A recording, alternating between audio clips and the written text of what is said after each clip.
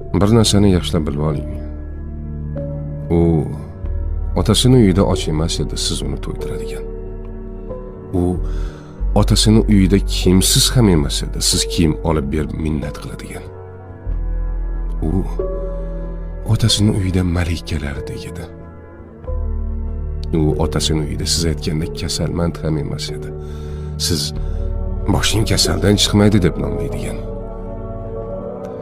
U otasini uyida kiyimsiz ham emas edi. Siz kiyim olib berib minnat qiladigan.